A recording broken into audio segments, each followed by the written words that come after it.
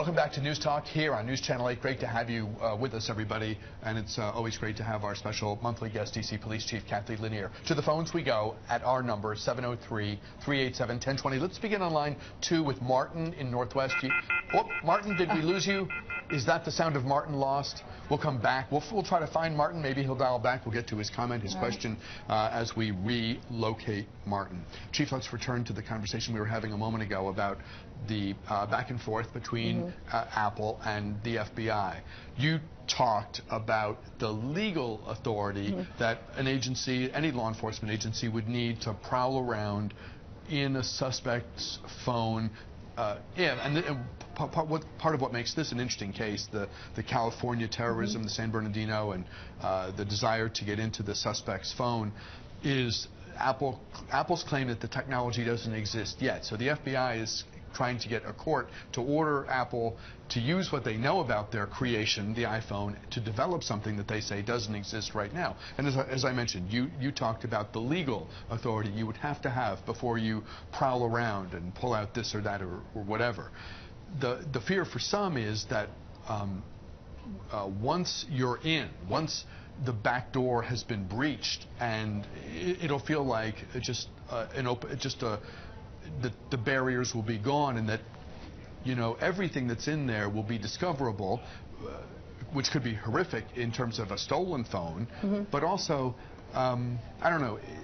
Well, there's got to be some level of trust with the law enforcement in the country, right? So that same scenario applies to a million things today. If I get a search warrant for your home, I describe very detailed what in particular I'm looking for in that search warrant. I see. But that search warrant allows me into your home, right? So I guess I could technically search through all your stuff in places where that particular item I'm looking for couldn't possibly be. But I don't do that because that's not the standard. I've gone to a judge and I've gotten a search warrant that says I'm looking for these particular items, and I have to look in places where those items can reasonably be found, right? So there is a standard, and there has to be some level of understanding and trust in your law enforcement agencies, especially at the federal level when we're talking about terrorism.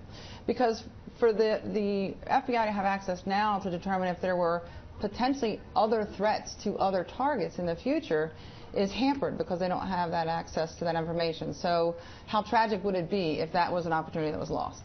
Is it reasonable to you that the FBI prevail in this case? In other words, they want to know who the terror suspect was interacting with.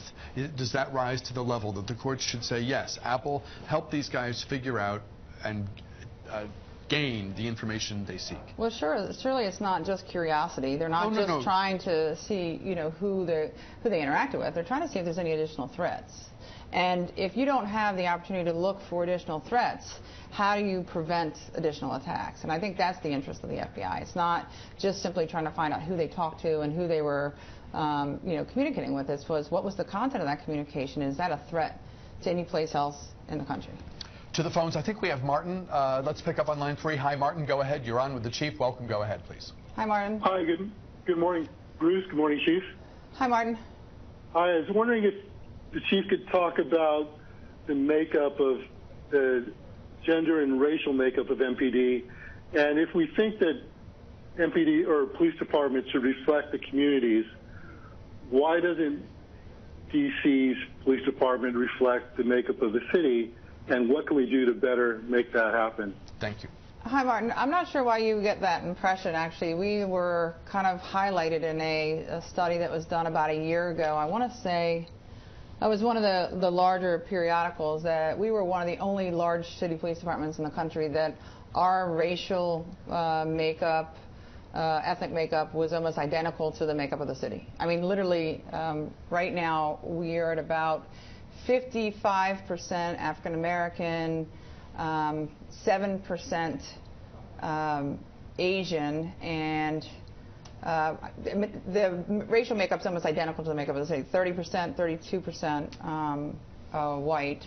And then gender-wise, we're better than most cities. We have anywhere between 22 and 24% female, which is a very high ratio for females. So we're very fortunate that our racial makeup of our police department matches very much the community. Not only just racial, but ethnicity is important as well. I mean, it's not just the color of someone's skin. We have people who are of African descent that speak multiple different languages, and so there's a lot of different things that play into having a good makeup in your department, and I'm very impressed with the makeup we have. In my neighborhood, there's a benefit in having bilingual officers, and I see with some regularity officers who I hear speaking Spanish to different people, and I would guess that's a premium. That's something that you probably can't get enough of as our society becomes more diverse. And I tell you, the past 3 or 4 years, I look at the language skills and other background of every recruit class that comes out, and on average, every recruit class I can remember that has graduated in the past few years, a minimum of 7 different languages are spoken in the class. So that's pretty, there's 8 languages in the city that, we try and translate to the top languages, but that's pretty remarkable for a police department. Thank you, Martin, for the call. Back to the phones. By the way, the number here, and we're going to keep Chief Lanier to the top of the hour, so plenty of time for more calls. Andy on line 1, you're next. Hello, sir. Go ahead, please. Good morning, Chief Lanier. Good morning, Bruce. Hi, Andy. Hi, Andy. I'm calling in the northeast quarter of Washington, D.C., in the Deanwood area. And I've had my car broken into several times. And it's a decoding device that's being used. And I reported to the 6th District Police Department, which is only a couple of blocks from me, for heavy surveillance in the area, and I haven't yet to see it. When you talk about, Andy, a decoding device, are they able to get into the car electronically as opposed to smashing a window? Yeah. Yes. Oh, okay. That's new. That's so we have heard reports of that. Well, first of all, thank you for calling in, and I know there's been some car break-ins over there. In fact, there's been, a rash over in that neighborhood in the past month and a half. But I have heard about these devices being used, and I even heard, unofficially, that there is now some fix for some of these things that will mimic your key fob and unlock your car door. But first of all, if you've asked them to do surveillance, I mean, obviously if they haven't employed any surveillance and you see them, it's not working because surveillance should be covert. So you shouldn't see them if they're doing it. I don't know what the arrest statistics for theft from autos are in Deanwood, but I do know that we've had, in the last month or so, an uptick. Typically, once we make an arrest for a theft from auto suspect, it is someone who does an awful lot of those crimes, so we see them drop off pretty dramatically.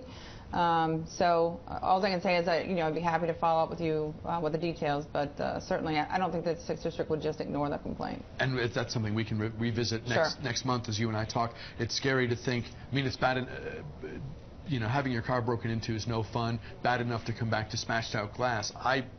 Maybe I'm naive or I don't watch enough TV, but I didn't know there were ways to defeat or to mimic, I guess, the legitimate fob that a car owner would. We have never recovered one. We don't have any evidence that would, confirm that they have been used, although we have heard from a couple of different neighborhoods that they believe that was what was going on. So. Chief, stand by for just a moment. We'll take a break here. More of our conversation with and your phone calls for D.C. Police Chief Cathy Lanier on air here on News Channel 8 and as always online on our blog, news8newstalk.com. Back after this.